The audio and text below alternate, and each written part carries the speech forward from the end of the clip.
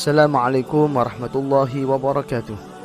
Wawasan Islam memperbanyak wawasan-wawasan kita dalam menyikapi hal di sekeliling kita. Mengenal sosok Sayyidina Umar radhiyallahu anhu. Khalifah Islam kedua bernama lengkap Umar bin Khattab bin Nufail bin Abdul Izzi bin Rabah bin Khirat bin Razah bin Adi bin Ka'ab bin Lu'ay al-Quraisy al-Adawi. Beliau terkadang dipanggil dengan Abu Hafs dan digelari Al-Faruq. Ibunya bernama Hantimah binti Hashim bin Al-Mughirah Al-Makhzumiyah.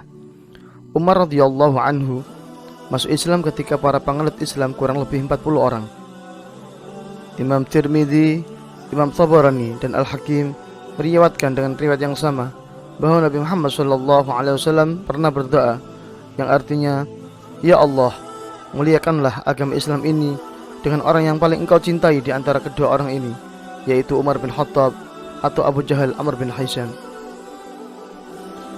Umar sangat disegani dari kalangan manusia atau jin. Setan pun sangat takut apabila bertemu Umar radhiyallahu an. Rasulullah SAW bersabda, "Wahai Ibnu Al-Khattab, demi Allah yang jiwaku berada dalam genggaman tangannya, sesungguhnya tidaklah setan menemuimu sedang berjalan di suatu jalan, kecuali dia akan mencari jalan lain yang tidak engkau lalui." Dalam hadis lain, Rasulullah SAW pernah bersabda, "Sungguh aku melihat setan dari kalangan manusia dan jin lari dari Umar." Hadis riwayat Tirmidzi. Lalu, sesungguhnya mengapa setan merasa sedemikian takutnya terhadap Khalifah Umar bin Khattab? Pertama, karena Umar bin Khattab memiliki keimanan yang sangat kokoh. Setelah masuk Islam, keimanan Umar bin Khattab terhadap Allah Subhanahu wa taala dan Islam benar-benar tak tergoyahkan. Buktinya, Umar memberitahu semua petinggi Quraisy dan kaum Quraisy bahwa ia sudah masuk Islam, di saat orang yang lain lebih memilih sembunyi-sembunyi masuk Islam. Dengan perawakan yang tinggi dan handal dalam bertarung, tidak ada satupun orang Quraisy yang berani menghalangi niatan Umar bin Khattab. Kedua, setan takut terhadap Umar bin Khattab karena Umar tidak tergoda dengan hal-hal duniawi. Sebagian besar umat Islam terjerumus dalam dosa dan melalaikan ibadah karena terlalu sibuk dengan urusan duniawi. Dan setan sangat menyukai orang-orang yang mencintai kesenangan duniawi. Namun, berbeda dengan Umar, ia tidak tergoda sama sekali dengan duniawi dan bahkan ia rela menyumbangkan hartanya pada saat umat Islam mengalami kekalahan dalam perang Uhud. Tak hanya tidak tergoda dengan harta, keimanan Umar pun tak tergoyahkan oleh jabatan ataupun perempuan. Ketiga, Umar merupakan sosok pemimpin yang sangat adil dan bijaksana. Ia sangat tegas dalam menjalankan hukum dan tak segan untuk turun tangan dalam mengurus rakyatnya. Ia gemar melihat kondisi rakyatnya di malam hari dan membantu rakyatnya yang kesusahan. Meskipun Umar memiliki karakter yang tegas dan keras, Umar begitu dicintai oleh rakyatnya karena Umar sangat lemah lembut dan baik hati. Dengan ketiga hal tersebut, Umar bin Khattab radhiyallahu an begitu ditakuti oleh setan. Pasalnya, setan tahu jika ia tidak bisa menggoda Umar bin Khattab sedikit pun. Dikisahkan sebelum Islam menyinari kota Mesir, setiap datangnya Bun'ah, bulan Mesir, penduduk Mesir biasanya melakukan tradisi persembahan untuk menghormati sungai Nil. Persembahan tersebut dilakukan dengan cara menumbalkan seorang gadis untuk dibuang ke dalam sungai. Ketika Rasulullah SAW datang dan menyebarkan Islam, tradisi itu sempat terhenti dan dilupakan. Namun penduduk Mesir khawatir dengan keadaan sungai Nil yang mengering, padahal sebelumnya air sungai tersebut tidak pernah habis.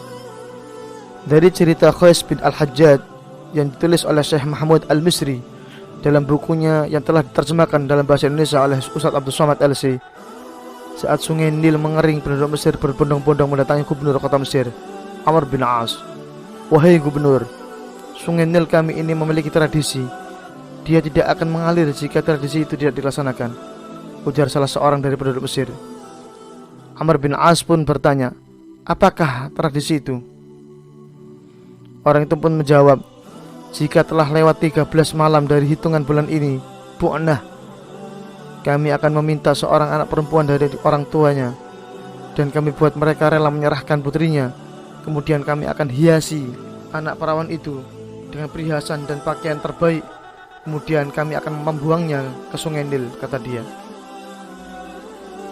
Amr bin As pun menolak usulan penduduk Mesir untuk melakukan tradisi mereka dan menjelaskan bahwa tradisi tersebut tidak tertera dalam ajaran Islam.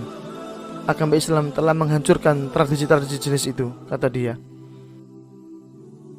Bu'nah pun berlalu hingga datangnya Abib, bulan 11 menurut hitungan kalender Qibti dan Masra.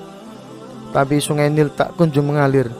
Para penduduk mendesak untuk melaksanakan tradisi mereka, hingga sang gubernur kehabisan akal untuk melarang dan memutuskan mengirim surat kepada sang khalifah Umar bin Khattab radhiyallahu an.